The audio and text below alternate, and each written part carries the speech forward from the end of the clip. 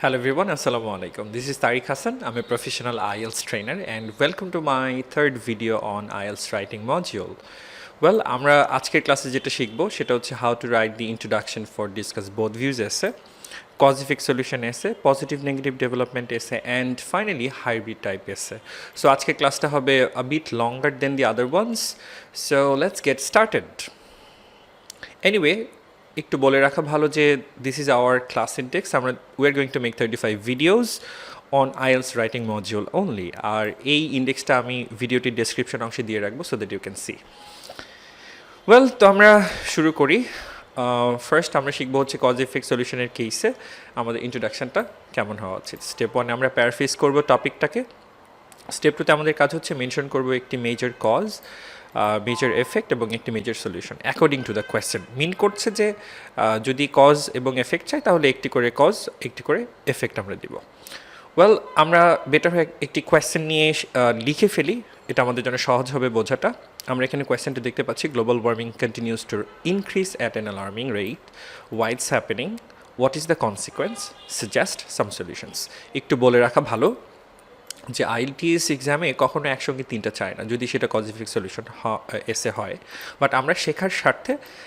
তিনটাই নিয়ে এসেছি শুধু শেখার স্বার্থে এনিওয়ে তো আমাদের স্টেপ ওয়ানে কাজ হচ্ছে we will paraphrase the topic or the question so paraphrase মানে মিন করছে যে we will look for some appropriate synonyms for some vocabularies or words given in the question যেমন এখানে আমরা গ্লোবাল ওয়ার্মিং এই ওয়ার্ডটাকে চাইলে রিপ্লেস করতে পারি with its appropriate synonym so in this case আমরা লিখতে পারি হয় গ্লোবাল টেম্পারেচার অথবা লিখতে পারি অ্যাটমসফেরিক টেম্পারেচার এটা কিন্তু আমরা ইন্টারন্যাশনাল টেম্পারেচার লিখতে পারবো না so keep that in mind appropriate synonym হতে হবে আরেকটা বিষয় আমার মনে হয় আমার বলা উচিত সেটা হচ্ছে যে আমাদেরকে প্যারাফ্রেজ বা সিনোনিম ইউজ করতে হবে এর মানে এই না যে আমরা পুশ করে একেবারে জোর করে কিছু সিনোনিম ইউজ করার চেষ্টা করব যেটা may not fit in the context or in the situation so in that case আমরা প্রয়োজন হলে সিনোনিম করবো না আমরা ওই ওয়ার্ডটাই রেখে দেবো বাট খেয়াল করতে হবে যে আমাদের ওই কনটেক্সটে ওই সেন্টেন্সের মিনিংটা যেন ডিস্টোর্টেড না হয়ে যায় পরিবর্তন যাতে না হয়ে যায় এনিওয়ে ইনক্রিজের জন্য আমরা একটা সিনোনিম এখানে ইউজ করতে পারি যেটা হচ্ছে রাইজ এখানে অ্যালার্মিং রেট যেটা বলা হচ্ছে যার বাংলা অর্থ আসলে অ্যালার্মিংয়ের বাংলা অর্থ এখানে ভয়াবহতা বোঝাচ্ছে ভয়াবহ গতিতে সেক্ষেত্রে আমরা সরাসরি সিনেমা ইউজ করতে চাইলে করতে পারি টেরেবল রেট আর কিছুটা কাছাকাছি নট কাছাকাছি আসলে বলা ভুল হবে আনপ্রেসিডেন্টেড এই ওয়ার্ডটা ইউজ করতে পারি যেটা আমাদের এই সিচুয়েশনে পারপাসটাকে সার্ভ করে আনপ্রেসিডেন্টের বাংলা অর্থ হচ্ছে অভূতপূর্ব অর্থাৎ যেরকমটা এর আগে কখনো দেখা যায়নি বা ঘটেনি সো আমরা আনপ্রেসিডেন্টেড রেটও বলতে পারি ওয়েল দেন এখন আমরা এখন এটা লিখে ফেলি তো সবাই যেটা করবেন আমার সঙ্গে এখান থেকে এই পর্যন্ত একটানে পড়ে ফেলবেন সো আমরা এখানে প্যারাফ্রেজিংটা করেছি আমাদের স্টেপ ওয়ানটা করেছি প্যারাফ্রেজিংটা করেছি কোয়েশ্চেনটাকে এটা হচ্ছে আমাদের কোয়েশ্চেন সো এখানে আমরা লিখেছি global temperature is thought to rise at an unprecedented or a terrible rate এখন আমাদের স্টেপ টুতে যে কাজটা ছিল সেটা মেনশন করতে হবে মেজর কজ এফেক্ট অথবা সলিউশন যেটা চাই কোয়েশ্চেনে আমাদের কাছে যে কটা চাইবে তো আমাদের কাছে আমরা যেহেতু এই কোয়েশ্চেনটা তিনটাই চেয়েছে তাহলে তিনটা আমরা এভাবে লিখেছি প্রথমে আমাদের কাছে চেয়েছে হোয়াই ইটস হ্যাপেনিং মানে কজ চেয়েছে তো এখন আমি আপনাদেরকে একটি সেন্টেন্স স্ট্রাকচার দেখাবো এই সেন্টেন্স স্ট্রাকচারটা আপনারা হুবহু মুখস্থ করবেন এবং এই সেন্টেন্স স্ট্রাকচার দিয়ে যে কোনো ধরনের কজ লিখতে পারবেন সেটা টপিকটা যেটাই হোক না কেন যদি কখনো কজ চাই তাহলে এই স্ট্রাকচারটা হুবহু আপনারা লিখতে পারবেন সো আমি দেখাচ্ছি give me a second sorry alright excuse me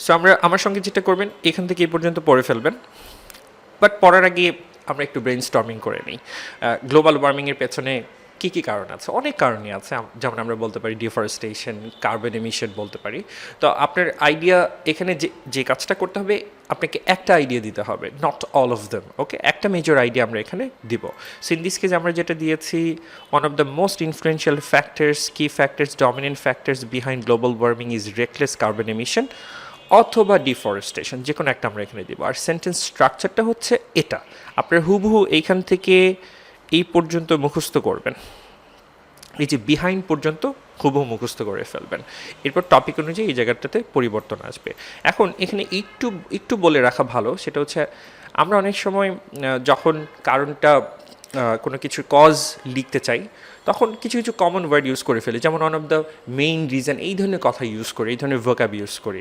তো আমার রিকমেন্ডেশন হচ্ছে try to come up with the better synonyms, যেগুলো লেস কমন সিনোনিমস। যেমন এখানে চমৎকার একটা সিনোনিম হচ্ছে মেইন রিজন বা মেইন ফ্যাক্টর না বলে আমরা বলতে পারি ইনফ্লুয়েন্সিয়াল ফ্যাক্টর। ওকে, চমৎকার একটা synonym.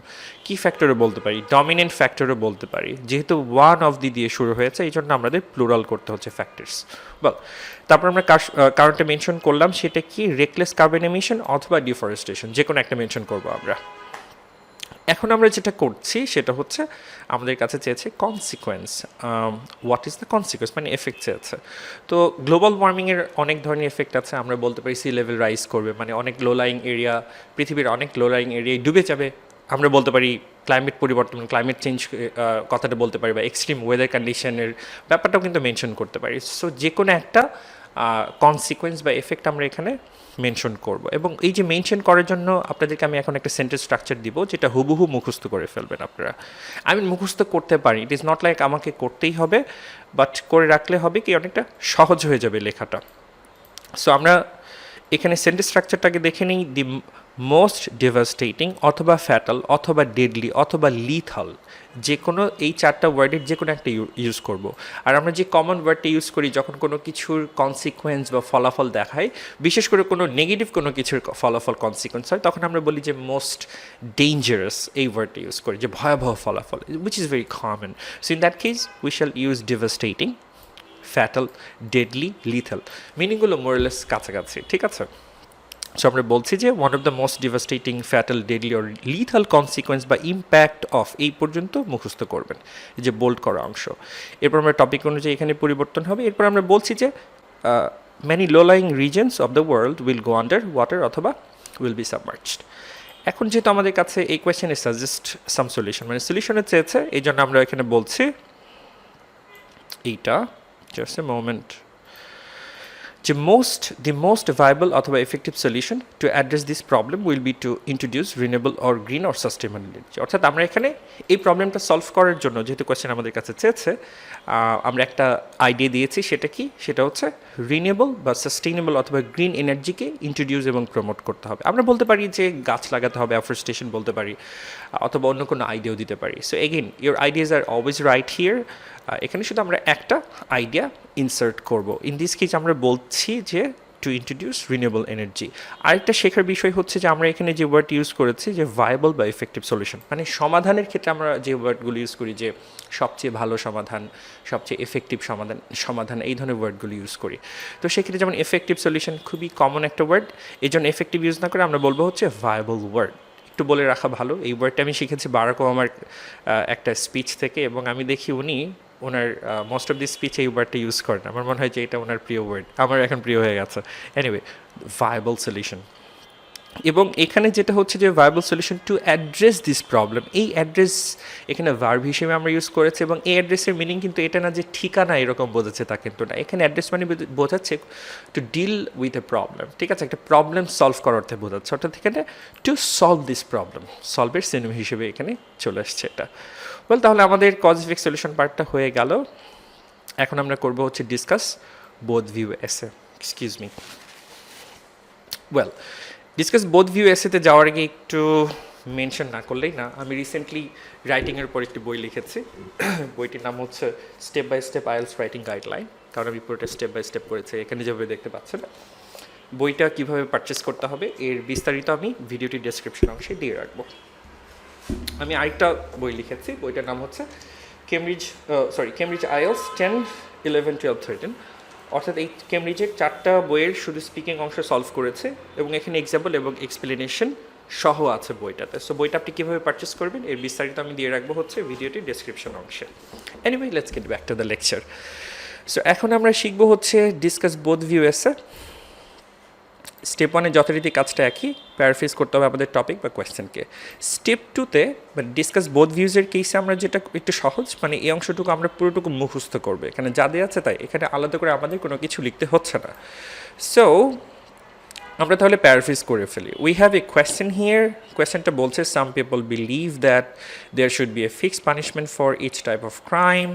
Others however argue that the circumstances of an individual crime and the motivation for committing it should always be taken into account when deciding on the punishment. Discuss both views and give your opinion.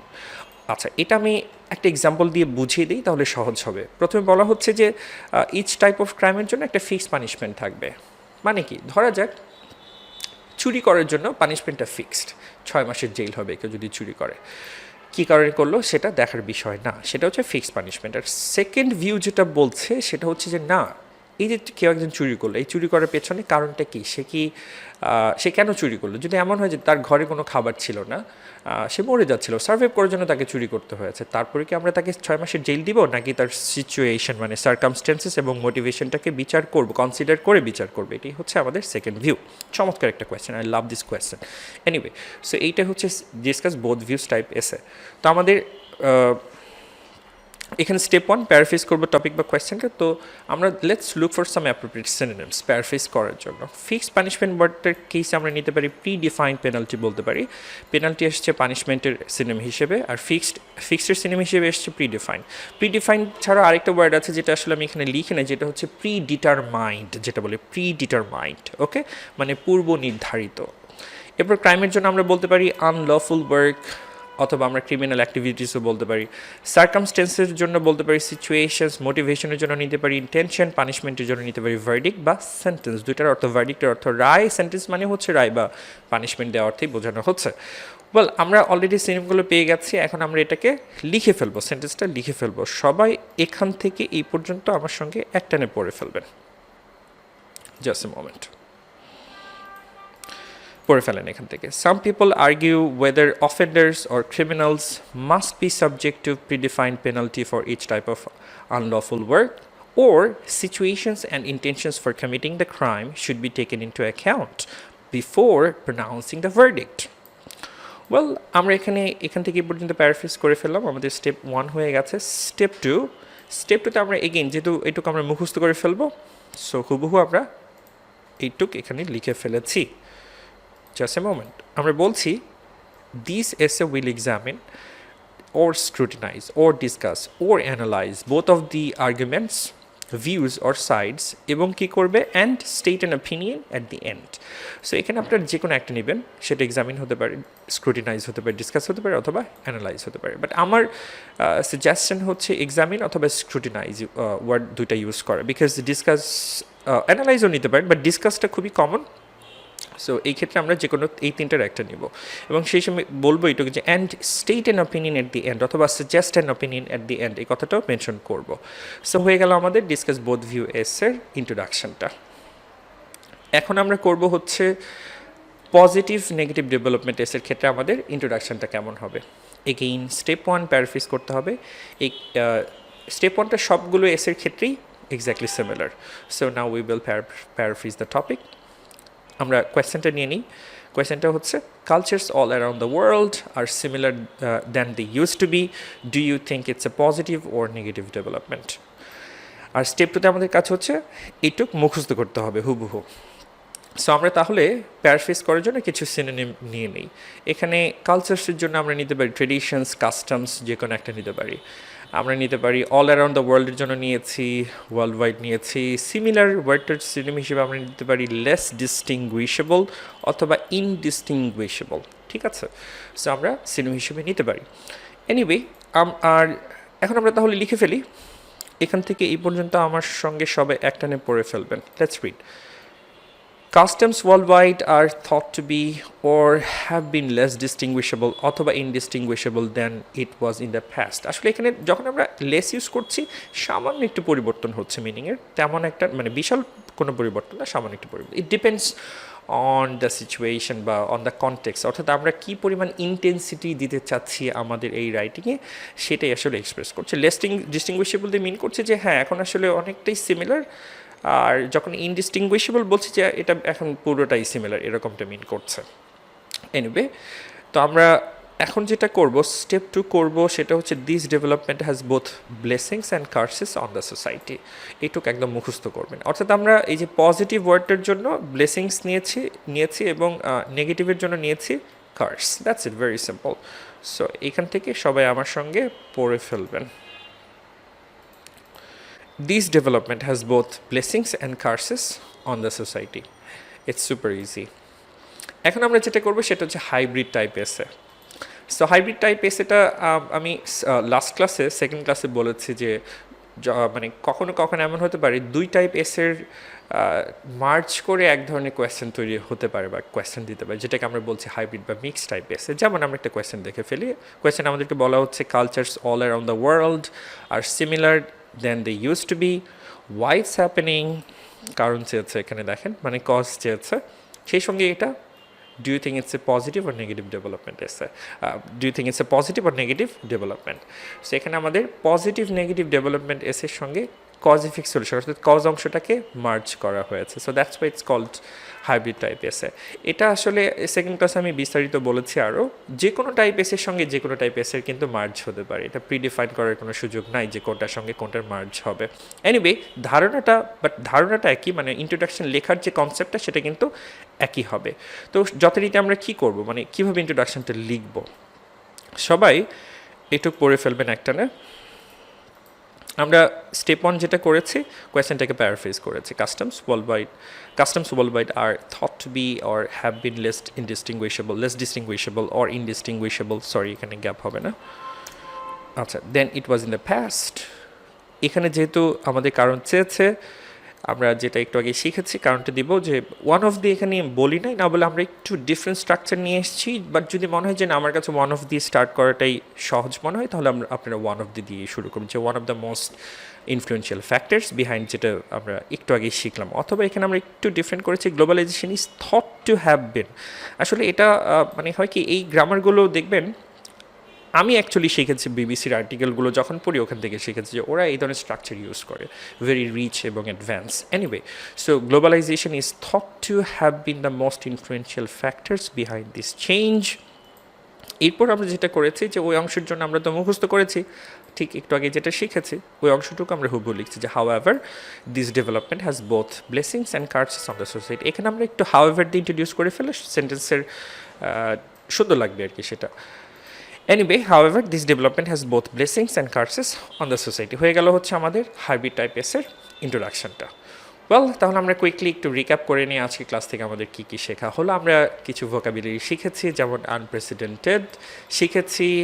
আমরা যখন কারণ দিতে চাইবো, কোনো কিছুর cause দিব, তখন এই তিনটার যে কোনো একটা ওয়ার্ড ইউজ করবো, ইনফ্লুয়েন্সিয়াল ফ্যাক্টর, কি ফ্যাক্টরস, ডমিনেন্ট ফ্যাক্টরস। আবার কোনো কিছুর কারণ দেওয়ার ক্ষেত্রে আমরা অনেক সময় বলি যে অ্যাবাউট বা প্রিপোজিশন অ্যাবাউট অথবা অফ ইউজ করি, আমরা এটা করবো না। এক্ষেত্রে রাইট প্রিপোজিশনটা হচ্ছে বিহাইন্ড দিস, মানে বিহাইন্ড সামথিং, ঠিক আছে। এরপর যেটা আমরা শিখেছি সেটা হলো যখন আমরা কোনো নেগেটিভ ফলাফল, কোনো একটা কিছুর নেগেটিভ ফলাফল নিয়ে কথা বলি, তখন আমরা ডেঞ্জারাস ওয়ার্ড ইউজ করি, বাট এখন থেকে ডেঞ্জারাস ওয়ার্ড ইউজ করবো না, আমরা বলবো devastating, fatal, deadly, lethal consequence. এরপর আমরা শিখেছি ভায়াবল, অবশ্যই এফেক্টিভ ইউজ করবেন, it's a very common one. Address মানে হলো সলভের সিনোনিম, চমৎকার একটা ওয়ার্ড। সিমিলার জন্য আমরা শিখেছি লেস ডিস্টিংগুইশেবল অথবা ইনডিস্টিংগুইশেবল। ওয়েল, তাহলে আমরা শিখলাম আজকে কজ ইফেক্ট সলিউশন এসে, ডিসকাস বোথ ভিউ এসে, পজিটিভ নেগেটিভ ডেভেলপমেন্ট এসে, অ্যান্ড ফাইনালি হাইব্রিড এসে। So that's all for today. এখন আশা করি আমরা আজকের ক্লাস থেকে কিছু শিখতে পেরেছি। Thank you once again for watching. দেখা হবে নেক্সট ভিডিওতে। Thank you so much. আল্লাহ হাফিজ, সালামু আলাইকুম।